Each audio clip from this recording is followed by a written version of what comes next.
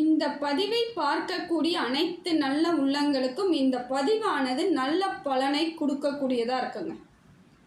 ஏன்னா பலன் சரியான அமைப்பில் இருந்தால்தான் உங்கள் வாழ்க்கை மாற்றம் ஏற்படும்ன்ற எண்ணத்தோடு தான் இந்த பதிவை நீங்கள் பார்த்துக்கிட்டு இருக்கீங்க. அப்படிப்பட்ட உங்களுக்கு இந்த பதிவானது பல மாற்றங்களை ஏற்படுத்தி கொடுக்கக்கூடியதாகும். இறைவன் அருளால் அனைத்து வளங்களும் உங்களுக்கு கிடைக்கணும்னு இறைவனை வேண்டிக்கிட்டு இந்த பலனை நான் உங்களுக்கு சொல்கிறேங்க.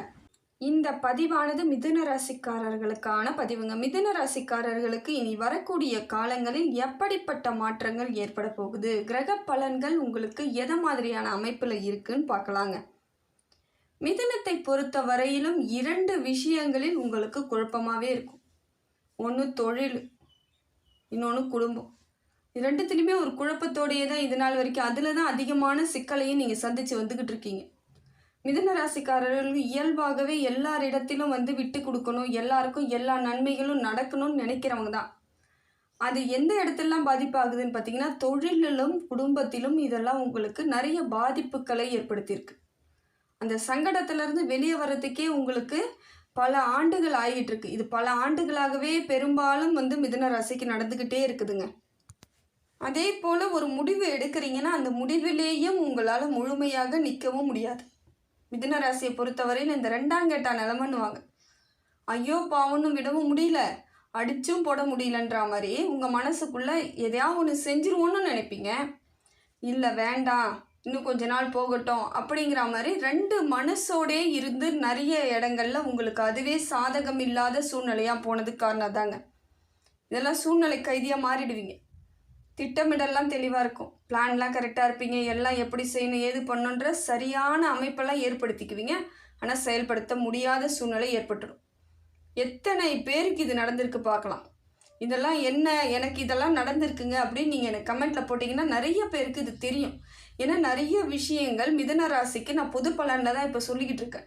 பொது பலனில் நான் சொல்லும் பொழுது 90% எல்லாருக்கும் சமமாக தான் இருக்கும். 10%ன்றது அவங்களுடைய சுய ஜாதகத்தில் உங்கள் தசா புத்தியும் எந்தெந்த இடத்தில் கரெக்டாக குரு பகவான் எங்கே இருக்கார், சனி பகவான் எங்கே இருக்கா மாதிரி எல்லா அமைப்பும் எப்படி இருக்குன்னு பார்த்து தான் அந்த 10% உங்களுக்கு சொல்கிறதா இருக்கும். ஆனால் 90% பொது பலன்லேயே சொல்லும் பொழுதே உங்களுக்கு அது பெரிய புரிதல் ஏற்பட்டுடும். அதனால தான் மிதுன ராசிக்கு நான் தெளிவாகவே சொல்கிறேன், இந்த 2ஆம் கெட்ட நிலைமையை மட்டும் எப்பயும் ஏற்படுத்திக்காதீங்க. 2 மனசோடு எந்த பணியும் செய்யாதீங்க. எந்த வேலையாக இருந்தாலும் முடிவு எடுத்து அந்த முடிவுலேயே நிற்கிறதுக்கு முயற்சி பண்ணிங்கன்னா உங்களுக்கு இப்பையும் தப்பு கிடையாதுங்க. எல்லா இடத்துலையும் ஜெயிக்கிறதுக்கான வாய்ப்புகளை கிரகங்கள் உங்களுக்கு கொடுத்துட்ருக்கு. முதல்ல பார்த்தீங்கன்னா உங்களோட ராசிநாதன் உங்களுக்கு சுகஸ்தானத்திலிருந்து சுகபோக பலன்களை கொடுக்குறாருங்க. இதுதாங்க ரொம்ப முக்கியம். ஏன்னா ராசிநாதன் நமக்கு சப்போர்ட் பண்ணுறாருன்றது நம்மளோட வாழ்க்கையில் பல மடங்கு நிம்மதியும் நிறைவும் ஏற்படக்கூடிய காலகட்டம் தாங்க. மன அமைதியாகும் ஃபஸ்ட்டு. இந்த நாள் வரைக்கும் மனக்குழப்பம், மனசில் அமைதி இல்லை, மனசளவில் ரொம்ப தாழ்வு மனப்பான்மையெல்லாம் ஏற்படுத்திக்கிட்டு இருப்பீங்க.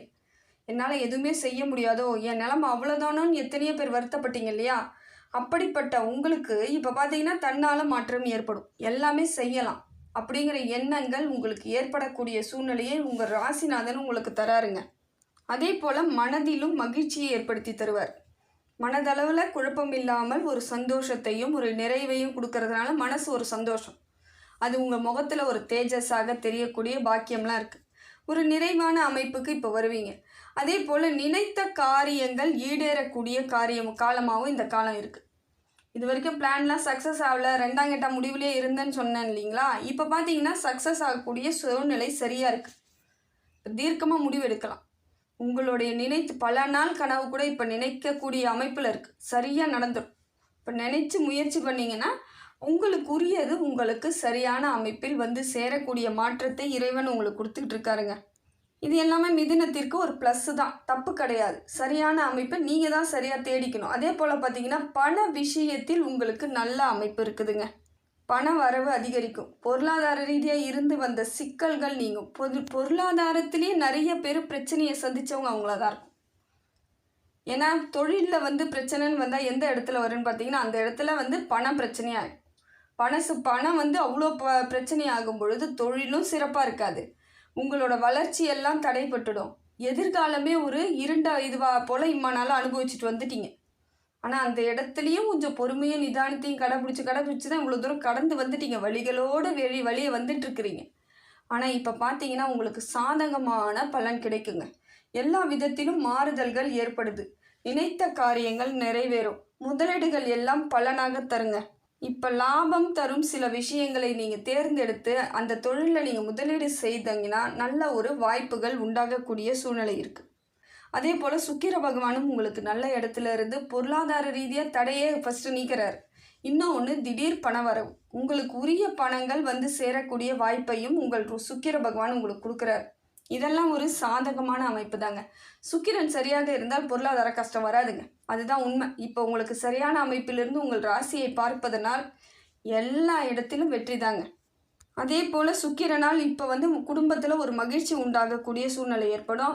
ஒரு சந்தோஷமாக இருக்கக்கூடிய அமைப்பை ஏற்படுத்தி கொடுக்குறாரு. அதே போல் சுப நிகழ்ச்சிகள் உங்களுக்கு நிறைய வருவதற்கான வாய்ப்புகள் இருக்குது. நிறைய கோவில்களுக்கு போகக்கூடியது, இல்லை வந்து திருமணங்களுக்கு, ஒரு நிறைவான சந்தோஷமான ஒரு திருவிழாக்களுக்கு, இல்லை கிரகப்பிரவேசம், வளையகாப்பு, ஏதோ ஒரு சுப நிகழ்ச்சிகளுக்கு செல்லக்கூடிய பாக்கியம் இருக்குது. அப்படி நான் எங்கேயுமே போகலை அப்படின்றவங்களுக்கு உங்களுக்கே சுப நிகழ்ச்சி உங்கள் வீட்டில் இருக்கிறவங்களுக்கு இல்லை உங்களுக்கோ நடக்கக்கூடிய சூழ்நிலையை இப்போ வந்து உங்களுக்கு சுக்கிர பகவான் கொடுக்குறாருங்க. செவ்வாய் பகவானும் சாதகமாக இருக்காருங்க. செவ்வாயும் இப்போ பார்த்தீங்கன்னா உங்களுக்கு சாதகமான பலன் தரதுனால வீடு வாங்கிறது, வண்டி வாகனம் வாங்கிறது, சொத்து சம்பந்தமான விஷயங்களில் முன்னேற்பாடாக இருந்தீங்கன்னா முன்னேற்றம் ஏற்படும்.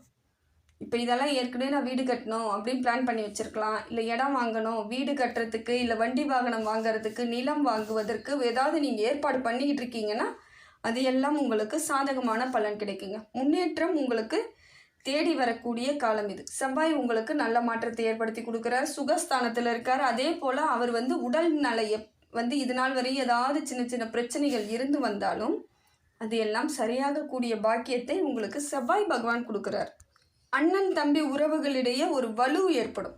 இது வரைக்கும் போட்டியோ பொறாமையோ இல்லை செய்ய முடியாமல் பிரிவுகள் இருந்த உங்களுக்கு இப்போ பிரிவினைவாதம்லாம் இருக்காதுங்க.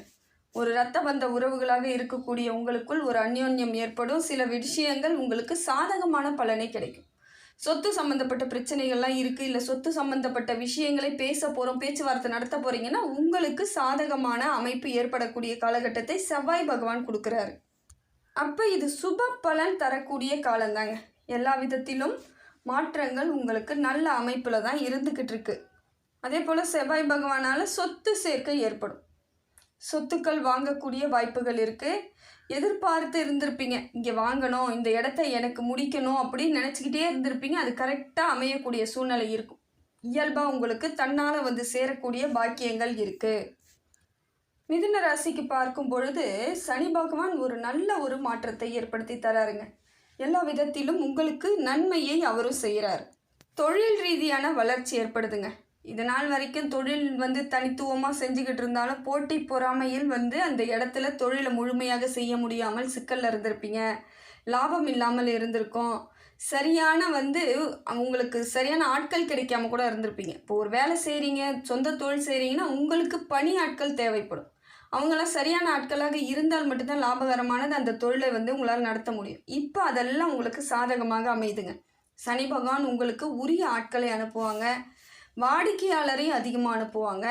அதே போல் பார்த்தீங்கன்னா கடைசி வரையிலும் கடந்து வந்த பாதையில் கஷ்டத்தை சந்தித்து வந்த உங்களுக்கு யாராலெல்லாம் கஷ்டம் ஏற்படுச்சோ அவங்க அத்தனை பேரும் உங்களுக்கு நன்மை செய்கிறாங்க. இப்போ சனி பகவானால் உங்களுக்கு எவ்வளவோ தாக்கங்கள் இருந்தாலும் இப்பொழுது அந்த தாக்கம் எல்லாம் மாறி அவர் நிறைய உங்களுக்கு நன்மையை ஏற்படுத்தி கொடுக்குறாருங்க. தொழில் ரீதியான வளர்ச்சிலாம் உங்களுக்கு சிறப்பு மிக்கதாக மாறும் பொழுது எல்லா விதத்திலும் டோட்டலாக பார்த்தீங்கன்னா தொழில் சிறப்பாக இருக்குனாலே அப்படியே கொஞ்சம் கொஞ்சமாக எல்லாமே மாறிடும். பிரச்சனை தீர்ந்துருச்சுன்னு அர்த்தம். குடும்பத்தில் ஒத்துமை ஏற்படும், கணவன் மனைவியிடையே ஒத்துமை ஏற்படும். இதனால் இருந்து வந்த சில விஷயங்கள் உங்கள் பேரில் ஒரு அவமானமோ கருப்பு புள்ளியோ ஏதாவது இருந்ததெல்லாம் கூட மறைஞ்சிரும். சாதிச்சிட்டிங்கன்னு வச்சுக்கோங்க, இனி உங்களை யாரும் தூத்த மாட்டாங்க. நிறைய பேர் உங்களை தேவையில்லாமல் வீணா வம்பு வழக்கு, சில நேரங்களில் உங்களுக்கு தேவையில்லாத அவமானமும் கெட்ட பேர்லாம் கொடுத்தாங்க பார்த்தீங்களா, அதெல்லாம் ஒன்றுமே இல்லாமல் பொடியாக போகக்கூடிய காலமாக சனி பகவான் உங்களுக்கு ஏற்படுத்தி கொடுக்குறாருங்க. ஆயுள் தீர்க்கத்தை ஏற்படுத்தி கொடுக்குறார். உடல் ரீதியான பிரச்சனைகள் எல்லாம் தீரக்கூடிய பாக்கியத்தை கொடுக்குறார். திருமண யோகம் உண்டாகுது. கல்வியில் சிறந்து விளங்கக்கூடியவர்களாக மாறுறீங்க. எல்லா இடத்துலையும் உங்களுடைய பேர் சரியான பேராக வந்து விளங்கக்கூடிய சூழ்நிலையை உங்களுக்கு சனி பகவான் கொடுக்குறாரு. பண விஷயம்லாம் நல்லா இருக்குது. ஆனால் என்ன ஒன்று நீங்கள் தாங்க முடிவு பண்ணணும். எல்லாம் சரியாக அமைஞ்சாலும் நாம் என்ன செய்கிறோமோ அதுதான் நமக்கு.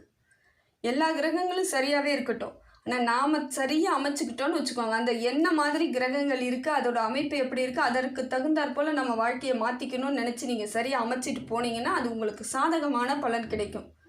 ஒரு சிலருக்கு நம்ம எந்த இடத்துல இருக்கோம், நமக்கு என்ன மாதிரியான அமைப்பு இருக்குன்னு தெரியாமல் சில விஷயங்களில் அவங்க வந்து தவறுதலாக ஈடுபடும் பொழுது அது அவங்களுக்கு பாதகத்தை ஏற்படுத்திது. அதனால தான் இந்த விளக்கங்களை நான் தெளிவாக சொல்கிறேன் உங்களுக்கு. இந்த காலகட்டத்தில் இப்படியெல்லாம் இருந்தீங்கன்னா சாதகமாக இருக்கும். நீங்கள் அதை விட்டுட்டு தேவையில்லாத எண்ணங்களை ஏற்படுத்திக்கிறது, தேவையில்லாததில் முதலீடு பண்ணுறேன்னு போகிறது, சில விஷயங்கள் எனக்கே தெரியும் நீங்கள் உங்களையே நீங்கள் நினச்சிக்கிட்டு போகும்பொழுது அது பெரிய பாதிப்புகளை ஏற்படுத்திடும். அதனால் முடிந்த வரையிலும் ஆலோசனை பண்ணி தாங்க செய்யணும். அதுவும் பொருளாதாரம்னும் பொழுது அந்த இடத்துல நாம் ரொம்ப ரொம்ப ரொம்ப கவனமாக இருக்கணும்.